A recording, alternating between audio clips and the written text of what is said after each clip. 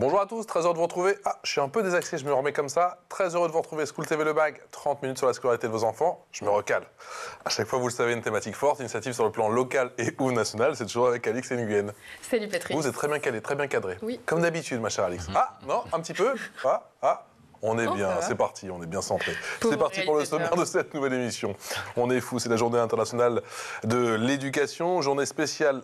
Pas de musique? Si, pour l'égalité des chances sur School TV, le MAC qui a choisi de mettre en lumière aujourd'hui l'association Espoir Jeune qui se trouve au Blanc-Ménil. Et nous avons la chance justement d'accueillir le fondateur de ce tremplin pour la jeunesse. Je vous présente dans un instant, il s'appelle Moussa Kébé, il a une vie de prof. Et il est désormais capitaine de la caserne des sapeurs-pompiers de Gonesse. Ce grand fan de foot œuvre avant tout pour les autres, vous le verrez. Il y aura une loupe, la loupe c'est avec Alix. Oui, je vous parle de Yachad, une association parisienne qui vient en aide aux familles monoparentales. Alix, toujours aussi bien cadré, on y va.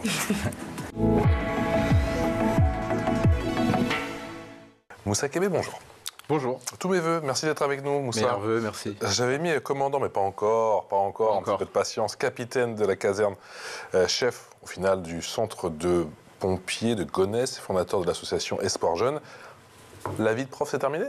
La vie de prof, c'est terminé. J'ai sur ma fiche ancien prof de physique-chimie. Exactement. Ah ouais. Ça a duré 6 ans. 6 ans de trop? 6 ans, non. Comment il commence avec 6 ans de trop? Non, pas du tout, c'était très bien. Au bout de 2 mois. Ouais. C'était très bien, j'étais à Aulnay-sous-Bois dans un lycée. Ouais. Et c'était 6 années superbes. Et quel souvenir justement tu gardes de ces 6 années à transmettre la physique et la chimie, mon Dieu? Ouais, beaucoup de souvenirs. Moi, c'était vraiment un choix de ma part d'être enseignant en physique-chimie. Et je me souviens quand j'étais au lycée, quand on fait de la physique-chimie, souvent c'est la matière qu'on déteste. Mais en réalité, ça dépend de la manière dont on instruit. Et donc, Mais c'est-à-dire que toi, à l'époque, qui t'a donné le goût justement de la physique et de la chimie? C'est parce que oui. Mes profs du lycée. C'est tout dépend du prof en fait. Ouais, c'est la même chose quoi. Parce que moi j'ai des souvenirs catastrophiques avec des épreuves, des expériences qui. Ouais. Bref, j'en parlerai pas quand on est court. Mais des profs et des facilités aussi, je pense. En fait, quelques facilités, mais beaucoup d'intérêt également pour la matière. Et c'est vraiment ça, hein. Quand on a des personnes qui nous inspirent sur une matière, et souvent on a envie de suivre. Mais malgré tout, le rêve initial, c'était celui d'être pompier. Exactement, je voulais être pompier. Et depuis que je suis en CE1. J'habitais en face de la caserne des pompiers d'Aulnay-sous-Bois. Et je les voyais passer. Hein. Et donc, depuis tout jeune, je me suis dit, c'est ce que je serais sapeur-pompier. Donc après 6 ans, du coup, de bons et loyaux services, si je puis dire, au sein de l'éducation nationale, c'est bon, c'était fini. Exactement. Parallèlement, tu as donc décidé de passer le concours de capitaine de sapeur-pompier. Mais j'étais sapeur-pompier volontaire avant ça. Il me semblait. Donc avant même de commencer l'enseignement, dès que j'ai terminé le lycée, je suis entré sapeur-pompier volontaire à Garges-les-Gonesse. Donc j'étais étudiant et ensuite enseignant et en parallèle de tout ça, sapeur-pompier volontaire. Donc la journée, j'étais soit en cours quand j'étais à l'université ou au lycée quand j'enseignais. Et le soir ou les week-ends ou les jours où je ne travaillais pas, j'étais à la caserne. Et tu retiens quoi de tes années d'enseignement? De très bonnes années. Donc c'était 6 années qui sont passées très vite et des années où j'étais en contact en réalité avec les jeunes. Moi j'étais à Aulnay-sous-Bois et j'habitais juste à côté au Blanc-Ménil. Et j'avais vraiment cette volonté-là de leur permettre de découvrir les sciences, mais d'une autre manière et susciter des vocations. Pourquoi, justement, tu disais que tu habitais en face de cette caserne de pompiers au Blanc-Ménil, c'était? À Aulnay-sous-Bois. À Aulnay-sous-Bois, pardon, à l'époque. En quoi ça t'a marqué, justement, quand tu regardais par ta fenêtre les pompiers? Pourquoi ça a toujours été le trait d'union de ta jeune carrière, au final? Parce que, déjà, j'étais impressionné par le courage qu'ils avaient. Parce que je me souviens les avoir vus intervenir pour un feu d'appartement une fois et une deuxième fois pour un feu de voiture. Et je m'en souviens, j'avais 4 ans, 5 ans, 6 ans, et je m'en souviens. Et je me souviens quand ils descendaient du camion. C'est-à-dire que tous les jours, dès qu'il y avait la sirène et tout ça, tu connaissais le rituel, tu les voyais descendre. Exactement, c'était ça. Et des fois, je passais devant, je me souviens, je demandais à mon père de m'emmener dans la caserne. Et c'est vraiment ça qui m'a marqué. Et avec le temps, c'est toutes les valeurs qui vont avec ce métier-là qui m'ont vraiment plu. Tes deux métiers, déjà 2 métiers à ton âge, en quête avec beaucoup de sens, je trouve, puisqu'il y a eu le premier métier effectivement d'enseignant, et désormais ce que tu as au final toujours fait, parce que tu as dit que quand tu faisais tes études, effectivement, tu étais déjà pompier volontaire. C'est toujours cette volonté de transmettre et toujours cette volonté de servir au final. C'est ça, c'est exactement ça. De servir les autres. Volonté de servir, de servir à quelque chose, de faire du bien. Donc ça, depuis très jeune, c'est un petit peu dans mon esprit. Et c'est ce qu'on essaie de faire aujourd'hui. Mais au final, prof, ça manquait un petit peu d'action. Ça manquait un peu d'adrénaline, quoi. C'est ça? J'avais d'autres objectifs. D'autres objectifs? Ouais. Un pompier qui porte la flamme, c'est quand même pas courant, mais je serais cru comprendre que tu as apporté la flamme olympique. Exactement. Ouais, quel souvenir tu gardes de ce... Très bon souvenir. Donc, c'était en juillet, juste avant le début des Jeux Olympiques. Donc, quand on m'a proposé de porter la flamme olympique, pour moi, c'était vraiment magnifique et un honneur pour moi de le porter en plus dans mon département. Et la particularité, c'est que moi, j'ai pas couru avec la flamme parce qu'on était sur un bateau qui naviguait sur le canal de l'Ourcq. Mais c'est dans ce genre de moment qu'on se dit, tiens, ça permet de mesurer le chemin parcouru. Exactement. Exactement, parce que à partir du moment où on a donné mon nom pour porter la flamme, déjà, ça veut dire que... c'est quand même une reconnaissance sur le parcours que j'ai pu avoir et ça a été le moment de faire une rétrospective avec plein de personnes parce que j'ai eu plein de questions. Et parce que tu es prolifique, mais ce n'est pas tout, puisque tu as aussi fondé une association qui s'appelle Espoir Jeune. Espoir Jeune. Et à la base, c'était de l'accompagnement, de l'aide aux devoirs. Oui. Aujourd'hui, c'est bien plus que ça. Est-ce que tu peux nous raconter? Exactement. Initialement, quand on a créé Espoir Jeune, c'était... il y a plus de 12-13 ans maintenant, on était à l'université avec des amis et nous, notre volonté, c'était de faire de l'aide aux devoirs, tout simplement dans notre quartier, parce qu'on était très sollicités par les parents. Et donc, faire une association, c'était permettre aux autres étudiants qui étaient avec nous de nous aider à faire les devoirs avec tous ces jeunes des quartiers populaires. Et avec le temps, ça s'est bien développé. On a maintenant plusieurs volets dans cette association-là, le volet éducation, sur lequel on travaille beaucoup et c'est vraiment le fondement de notre association. On a beaucoup de projets de tutorat, de mentorat. On fait beaucoup de colonies apprenantes. En 12 ans, vous avez tenu les comptes un petit peu? Vous savez combien de jeunes vous avez accompagnés, aidés? Je pense que c'est plus de 600 ou 700 jeunes. Wow. Parce que ça fait longtemps. Et chaque année, on a tout le temps de nouveaux jeunes qui nous rejoignent. Et un jeune, vous l'accompagnez combien de temps en moyenne? Ça dépend parce qu'aujourd'hui, on a des jeunes qu'on a accompagnés et qui sont avec nous. Donc, est-ce qu'on peut dire qu'on les accompagne encore? Moi, je dirais non, c'est eux maintenant qui accompagnent l'association et les plus jeunes. Mais on essaie de créer ce cercle vertueux-là. Mais ça peut durer 3, 4, 5 ans. Ça va vraiment dépendre. Et vous faites aussi de l'humanitaire, il n'y a pas que... C'est ça, donc on a ce volet d'éducation, on a aussi un volet solidaire et humanitaire. On a une épicerie sociale et solidaire dans notre quartier. Donc, ça a commencé depuis le Covid où on faisait des distributions de denrées alimentaires pour les familles en difficulté, même des maraudes. Et aujourd'hui, donc, on a poursuivi en ce sens et on fait également de l'humanitaire depuis très longtemps même. On essaie d'être utile à l'international avec nos jeunes, avec qui on a pu se rendre au Sénégal, en Inde, au Maroc, souvent sur des projets qui sont axés autour de l'eau. Comment ils se montent les projets justement axés autour de l'eau? Combien de temps on met pour les réaliser? Combien on arrive à en faire? Parce que c'est international, il faut avoir justement les partenaires sur place. Ça se monte en combien de temps un projet en général? Les projets autour de l'eau qu'on a pu faire, on en a fait 3. Et ça prend du temps, c'est au moins 1 an de préparation avant le départ. Et nous, notre objectif, c'est pas simplement de faire un voyage, mais c'est qu'il y ait des objectifs pédagogiques en amont et en aval du projet. Donc ça, c'est pour les projets axés autour de l'eau. Et là, maintenant, en ce moment, on travaille beaucoup sur l'engagement par le sport avec des jeunes, avec qui on essaie en tout cas de leur susciter des vocations autour du journalisme. Et, tu me les envoies. Exactement. Et c'est des jeunes avec qui on s'est rendu l'an dernier, par exemple, en Côte d'Ivoire, à la CAN, à la Coupe d'Afrique des Nations. Super. Et avec qui on se rendra prochainement au Sénégal. Il y a pire quand même comme déplacement en Côte d'Ivoire pour la Coupe d'Afrique des Nations, c'est quand même sympa. Pourquoi le choix spécifiquement de créer des vocations autour du métier de journaliste? Parce que ça a commencé il y a 2-3 ans, c'était avant l'arrivée des Jeux Olympiques. Oui. Avant l'arrivée des Jeux Olympiques. Donc c'est vraiment cette partie sportive-là qu'on a retenue. Et pourquoi le journalisme? C'est parce que on pense que c'est un sujet qui peut être très intéressant pour nos jeunes. Et en plus, il y a plein d'axes connexes, on va dire, qui permettent de travailler plusieurs sujets pour ces jeunes.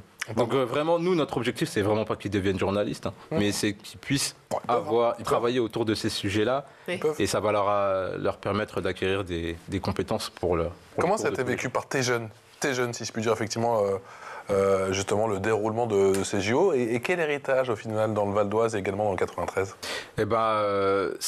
Moi, vraiment, autour de moi, ça a été particulier pour la simple et bonne raison que j'ai porté la flamme olympique, et ça a été un petit peu un symbole pour tous les jeunes de l'association, et on va dire un prétexte pour tous de suivre les Jeux Olympiques. Et donc, moi, je ne suis pas très objectif quand je parle des Jeux Olympiques, parce que nous, on a essayé de faire profiter avec notre association le maximum de personnes. Il y avait une billetterie solidaire. Donc on avait presque tous les jours des jeunes qui pouvaient se déplacer sur les différents complexes sportifs qui accueillaient les Jeux Olympiques. Super. Et donc on a essayé de faire profiter le maximum de personnes. Et quel retour alors? Des retours très positifs. Des retours très très très positifs. Au début, vraiment, l'engouement était pas au maximum, mais plus les jours passaient et plus on avait même de demandes. Donc pour nous, c'était vraiment, vraiment un très très bon moment, que ce soit les Jeux Olympiques et également Paralympiques. Et est-ce que tu crées des synergies entre Espoir Jeune et la caserne, ton métier de pompier? Ah oui, très souvent, tout le temps, dès que je peux. Donc moi je suis persuadé que l'engagement c'est un levier énorme pour les jeunes. Et nous, les pompiers, donc notre métier est très engagé, on a des possibilités d'accueillir des jeunes, même en qualité de sapeur-pompier volontaire, comme je l'ai fait. Et des pompiers volontaires qui sont à la fois étudiants ou qui ont déjà un métier, donc ça leur permet à eux de toucher l'institution réellement. Donc nous, on a des jeunes des quartiers populaires qui sont avec nous et qui apprennent les grades, qui apprennent le respect, qui apprennent à défiler même pour le 14 juillet et qui vont à l'intervention. Et donc ça, vraiment... Et ça change tout pour ces jeunes qui parfois moi, j'ai jamais compris, je vous dis la vérité, Moussa, qui ont une vision complètement... tordue, enfin tordue c'est pas le bon mot, mais il y a une distorsion concernant le pompier. Alors j'ai souvent entendu des caissages par rapport aux policiers, alors, ça les regarde, mais alors concernant les pompiers, quand t'as des gens qui viennent t'aider... Ouais, mais malheureusement c'est des choses qu'on peut voir. On parle avec eux du coup? Bien sûr, on en parle beaucoup, mais il faut trouver des solutions. C'est préjugés ou cette vision biaisée? C'est juste l'uniforme, c'est quoi? Ah non, c'est de la bêtise pour ceux qui pratiquent ces actes-là, mais nous en tout cas, on essaie de trouver des solutions face à ça. Et les solutions qu'on a pu trouver, en tout cas dans mon secteur et avec mon centre de secours, c'est d'aller vers ces populations-là, d'aller vers ces jeunes-là et de leur ouvrir nos portes. De leur ouvrir nos portes et de leur faire comprendre qu'ils sont les bienvenus chez nous. Déjà, simplement pour venir visiter le centre de secours, mais surtout pour intégrer les rangs des sapeurs-pompiers. Donc c'est un projet de réserve citoyenne en fait. C'est exactement ça. Et beaucoup de jeunes ne savent pas qu'ils ont la possibilité de venir nous rejoindre. Et donc on ouvre nos portes, on essaie de faire parler de nous avec les associations locales, avec la municipalité. Et ça fonctionne depuis 2 ans, on a recruté plus de 18 jeunes des quartiers populaires. Comment justement tu les recrutes ces jeunes et en quoi cette réserve citoyenne elle peut enrayer la violence dans nos quartiers? Moi je milite pour la création d'une réserve de citoyens engagés depuis plusieurs temps, parce que je pense que c'est une solution qui permettrait d'aider les élus, notamment aux maires, en cas de crise sociétale.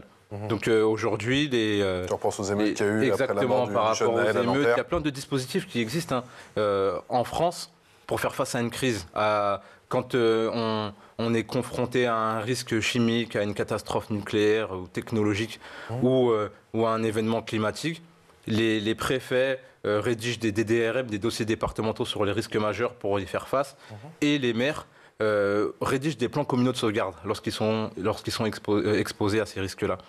Et tout ça, ça leur permet d'avoir des réserves, des réserves civiles de sécurité, des réserves de sécurité civile, pardon. Et donc ces réserves-là, ils peuvent les activer à tout moment. Donc dans ma population, je sais que j'ai un médecin, un pompier, un secouriste ou autre, que je vais pouvoir solliciter s'il y a un problème. Mais quand on a une crise sociétale, comme on a pu connaître, comme on connaît durant les émeutes, et bien là, le maire est seul, est souvent seul. Et donc, créer une réserve de citoyens engagés, ce serait permettre à des jeunes qui, demain, pourraient faire partie des émeutiers ou pas d'ailleurs, ce serait leur permettre à nos élus de les solliciter en temps de crise et du coup de les engager. Parce que les jeunes, lorsqu'ils sont engagés, ils sont vraiment responsabilisés, on peut réellement compter sur eux. Et justement, quels sont les profils de jeunes que tu cibles spécifiquement avec cette réserve? Eh ben moi, ce que je dis, hein, nous, par exemple, dans notre quartier, il y a une centaine de jeunes. Sur ces 100 jeunes-là, il y en a 4-5 qui posent réellement problème. Et avec qui le dialogue est compliqué. C'est toujours une minorité. Voilà, c'est une très faible minorité. Et on en a 70 qui sont très bien. Et donc on ne parle pas. Et c'est pas le ventre mou, quoi. C'est le ventre mou. C'est ce ventre mou-là qu'on cible, qui mérite aujourd'hui d'être pris en compte. Et l'objectif, c'est vraiment pas de les solliciter seulement en cas de crise, mais c'est pour tous les autres moments. Ce seraient des jeunes qu'on pourrait rassembler, qu'on pourrait suivre, qu'on pourrait former. Et il y a plein de choses qu'on pourrait mettre en place pour eux. Et moi, je dis même qu'en contrepartie, on pourrait leur donner les droits des étudiants, les mêmes droits que les étudiants. Mais alors justement, l'école des sapeurs-pompiers, c'est une formidable école de la vie. Oui. Pour ces jeunes. Oui. C'est quoi les fondements, les bases au final de cet apprentissage, toi qui as passé le concours? L'école des sapeurs-pompiers, c'est... Avant, il y avait le service militaire que je n'ai pas connu, mais lorsque je compare, je pense qu'entrer chez les sapeurs-pompiers, ça permet de découvrir tous ces fondements-là. Lorsqu'on entre chez les sapeurs-pompiers, au carré. Exactement, c'est ça. C'est beaucoup de discipline, le respect, on apprend les grades. Et ça, vraiment, ça change tout pour la vie d'un jeune, je pense. Il y a un entraînement physique, un entraînement aussi psychologique. Comment on gère toute cette pression? Parce que tu l'as dit, effectivement, tu les voyais quand tu étais plus jeune, tout petit, à ta fenêtre avec la sirène. Et il faut, j'imagine, 30 secondes, être fin prêt et partir sur le lieu d'intervention. Comment on gère ce type de pression? C'est que sur le terrain qu'on apprend ça ou il y a une formation On est formé. Et justement, nous, l'enjeu, en tout cas moi, en ma qualité de chef de centre, c'est de permettre à tous les jeunes et moins jeunes sapeurs-pompiers d'être opérationnels en tout temps, à tout moment, donc de jour comme de nuit, à partir du moment qu'ils sont de garde. Et ça, vraiment, c'est fondamental. Et on travaille tous les jours. On a des formations initiales, donc c'est là où on fait nos classes et on apprend. Mais en réalité, c'est avec le temps qu'on s'aguerrit et au fur et à mesure des interventions. C'est l'heure de la loupe. La loupe, c'était avec Alix.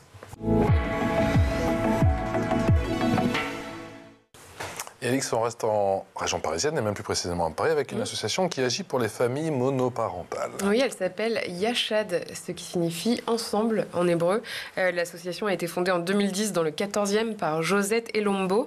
En France, les familles monoparentales représentent un quart des familles.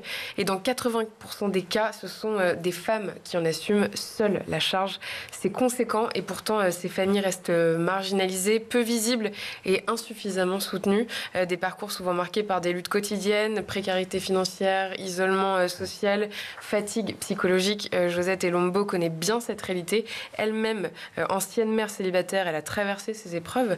C'est cette expérience personnelle qui a motivé la création de Yachad, une structure qui accompagne celles et ceux qui, comme elle, ont dû se transformer en Wonder Woman contraintes. Pour reprendre ces mots, Yachad se veut une réponse globale et humaine. Ça passe par l'écoute, le conseil administratif, l'aide alimentaire d'urgence, l'accompagnement à la reprise professionnelle et même l'aide aux devoirs pour les enfants. Pour Josette Elombo, il s'agit avant tout de tendre une main sans jugement, de créer un espace où chacun peut retrouver sa dignité et un avenir. On l'écoute. Lorsqu'on apporte notre soutien aux parents, automatiquement, ça a un impact sur les enfants. Donc, redonner aux parents une certaine autonomie, ou leur permettre en tout cas de l'avoir, les valoriser, leur permettre de ne pas se sentir redevable, de retrouver une certaine dignité, toutes ces choses-là ont un impact direct sur l'éducation des enfants et sur la vision des enfants par rapport à leurs parents. L'absolu, c'est que le parent reste parent, quelle que soit sa situation sociale, sa situation psychologique, il demeure le parent et l'autorité parentale. Et cette autorité parentale doit toujours être assise, quelles que soient les circonstances. C'est pourquoi nous avons à cœur de veiller à ce que l'équilibre parent-enfant soit maintenu, en leur donnant en tout cas tous les atouts possibles pour qu'elles puissent se retrouver et s'identifier de nouveau en tant que parents afin que la relation parent-enfant soit le plus idéale et la plus harmonieuse possible. La monoparentalité, comme le souligne Josette, peut être perçue comme une forme de violence, violence face à laquelle les enfants réagissent parfois par d'autres formes de violence. C'est pourquoi garantir l'égalité des chances implique aussi de renforcer la solidarité de proximité. Moussa, quelles sont selon toi les priorités pour que l'égalité des chances dont on parle tout le temps devienne une réalité dans les quartiers prioritaires? Il faut qu'il y ait des résultats concrets. On parle beaucoup d'égalité des chances, notamment dans les quartiers prioritaires. Le gouvernement en parle, les associations locales en parlent, mais malheureusement, dans la réalité, on se rend compte que les jeunes issus des quartiers populaires n'ont pas forcément les mêmes possibilités de carrière que tous. Et ces jeunes, ils t'en parlent? Ils nous en parlent, évidemment. Ils nous en parlent, et c'est pour ça que nous, on essaie de casser certaines barrières et de faire jouer parfois notre réseau. Ils sont défaitistes, ils sont dans quel état d'esprit? Au contraire, ça leur redonne de l'énergie, ils ont envie de se battre. Malheureusement, et c'est malheureux, mais on a souvent grandi comme ça, on se le dit souvent, nous, pour qu'on puisse réussir et pour qu'on puisse atteindre notre objectif, il faut qu'on fasse 2 fois plus.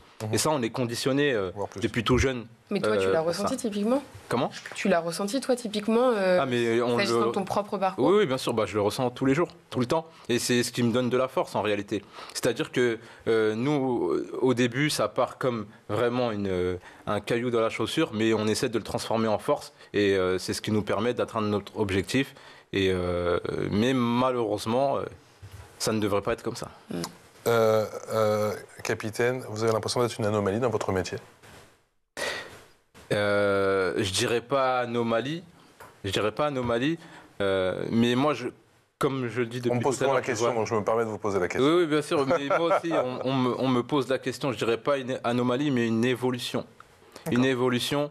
La diversité n'était pas forcément présente il y a encore une dizaine d'années ou une vingtaine d'années chez les pompiers, et on en voit de plus en plus. Donc pour moi, c'est un signe très positif et je le vois plutôt comme ça. Et tu sens justement, en parlant d'évolution, les casernes, y compris peut-être la tienne, en train de se transformer, avec peut-être aussi tous les réservistes et tous les volontaires que tu recrutes. C'est une volonté de ma part et même de la part d'autres personnes de diversifier les profils. Donc on parle de jeunes des quartiers populaires, on parle également de personnel féminin, c'est la même chose. Donc je pense vraiment que cette mixité-là ne peut qu'être positive pour le corps des sapeurs-pompiers. Vous arrivez à attirer des femmes en ce moment? Oui. Les pompiers? Oui. Cool. On arrive à attirer des femmes et il y en a de plus en plus et elles sont les bienvenues. Et il faut que ce message passe, justement. Et on parlait tout à l'heure du sujet de la transmission quand tu étais enseignant et aujourd'hui à la caserne. Comment ça se retranscrit puisque tu es capitaine? Est-ce que malgré tout, tu arrives encore à être au contact J'essaie d'être au maximum au contact des équipes. Justement pour... je pense que le fait d'être proche de ces hommes, c'est ce qui permet d'avoir de très bonnes relations, d'inspirer, on va dire, d'instaurer cette relation de confiance. Et c'est ce qui permet à tous les agents d'être un peu plus ouverts avec moi.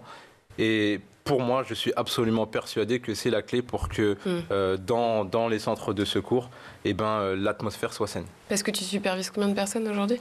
Une centaine de personnes. Donc on a 38 sapeurs-pompiers professionnels et une soixantaine de sapeurs-pompiers volontaires. Capitaine sur les terrains d'intervention, on l'a compris. Capitaine également des équipes de foot? De pompiers? Exactement. On est très foot chez vous? Très foot. Chez les pompiers? Très foot chez les pompiers. Ouais. Très foot chez les pompiers. Donc j'ai la chance d'être le responsable des équipes féminines et masculines de football sapeurs-pompiers du Val d'Oise. Ouais.